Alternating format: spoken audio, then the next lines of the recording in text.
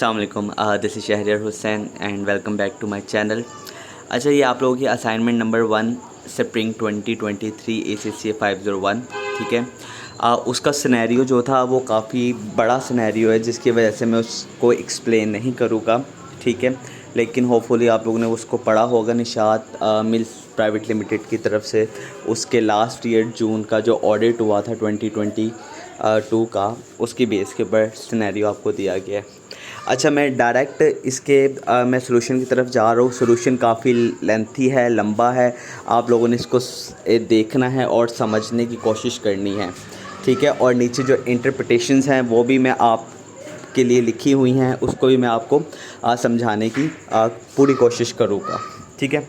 चलें, let's get started. हम start करते हैं। पहला पोर्शन उसने हमें दिया था कि calculation of financial ratios.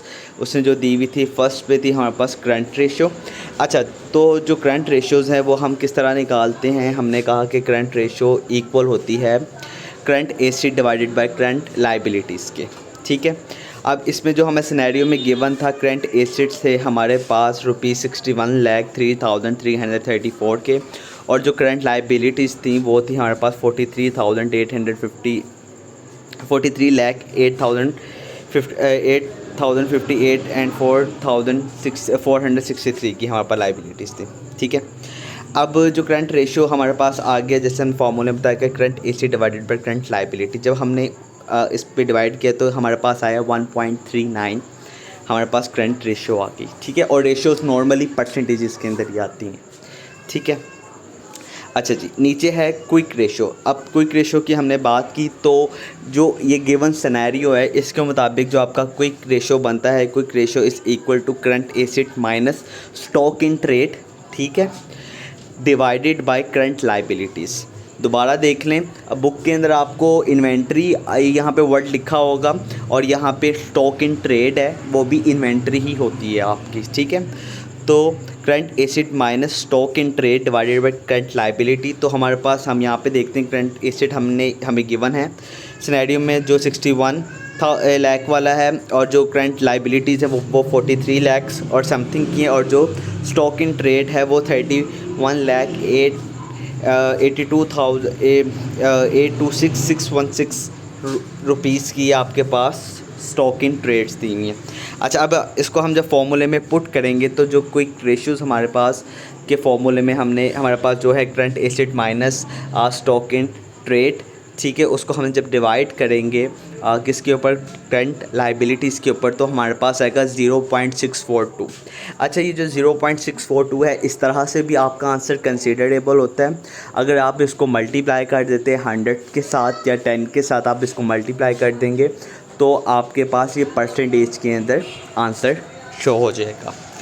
Next है profit margin ratio is equal to, किसके बराबर होता है, profit after taxation divided by revenue. याद रखने के प्रॉफिट मार्जिन रेशियो आपके पास इक्वल होगा profit after taxation divided by revenue के। तो हमारे पास गिवन है सिनेरियो के अंदर भी कि प्रॉफिट आफ्टर टैक्सेशन की वैल्यू क्या है, और रेवेन्यू की भी वैल्यू हमें गिवन है, ठीक है।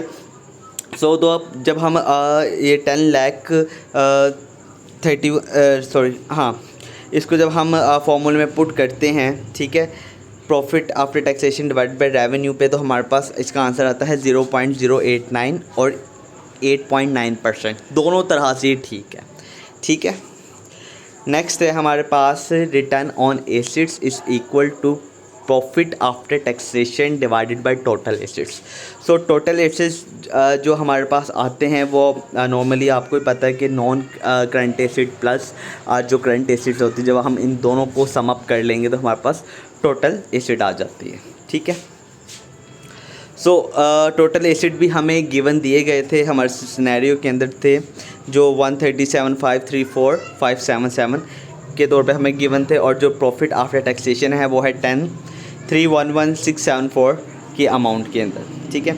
जब हम इसको डिवाइड करेंगे तो हमारे पास आएगा 0.075 और 7.5%। नेक्स्ट पे हम चलते हैं। नेक्स्ट जो लास्ट एंड फिफ्थ है, रिटर्न ऑन इक्विटी की हमने बात की है कि हमें रिटर्न ऑन इक्विटी कितना मिल रहा है। ये आपके पास आता है profit after taxation divided bye share holders equity. दोबारा सुन ले कि जो रिटर्न ऑन इक्विटी होता है वो इक्वल टू होता है profit after taxation divided bye share holders equity. ठीक है, तो प्रॉफिट आफ्टर टैक्सेशन वही हमारी अमाउंट है 10,311,674 की। शेयर होल्डर्स इक्विटी हमारे पास है 792,00943 792,00943।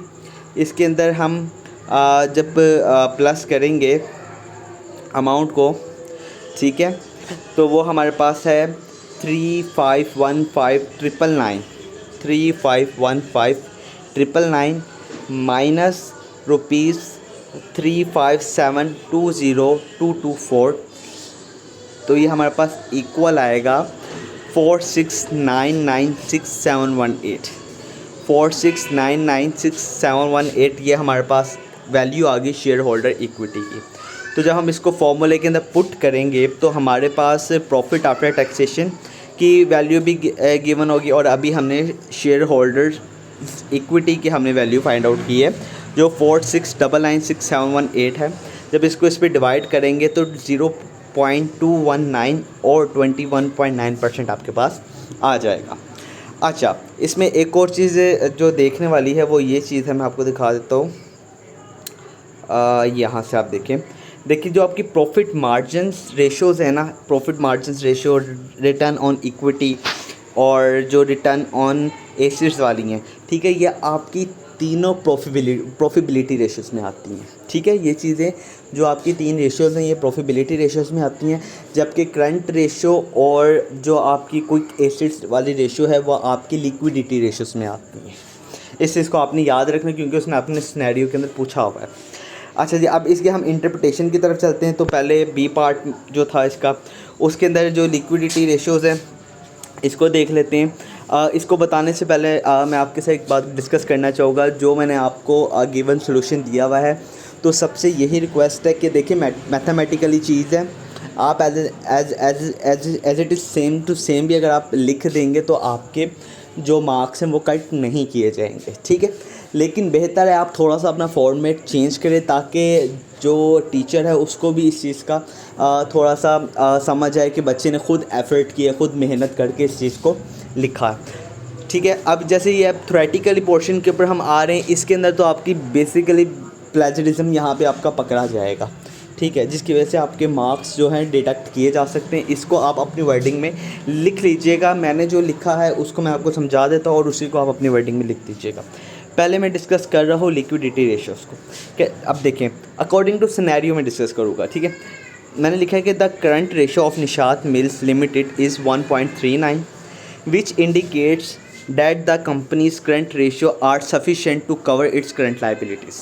ठीक है, और दूसरी चीज़ ये मैंने आप लोगों की थोड़ा आसान वर्डिंग में लिखी है ताकि अगर खाली मैं स्टेटमेंट भी बोलूँ तो आपको इजीली समझ आ जाए, और वो स्टूडेंट जिनकी इंग्लिश थोड़ी कमज़ोर है उनको भी इस चीज़ की समझ आ जाए। अच्छा, ठीक है, जो कि क्या कर रही है, इंडिकेट कर रही है, indicate that the company current assets are sufficient, के बहुत हैं उसके, सफिशिएंट है, काफ़ी हैं उसके लिए, to cover its current liability, कि वो अपनी जो करंट लाइबिलिटी है उसको ईजिली कवर कर सके या उसको पे कर सके। ठीक है, the quick ratio of 0.642 suggest that the company में be difficulty means meeting its short term obligations. ठीक है, अब जो ये क्विक रेशियोज़ है इसमें क्या है, वो सजेस्ट करती है कंपनी को कि उसके लिए मुश्किल हो सकता है कि वो मीट कर सके अपने शॉर्ट टर्म ऑब्लिगेशंस को। ठीक है, या लाइबिलिटीज़ को, without relying on the sales of its stock in trade.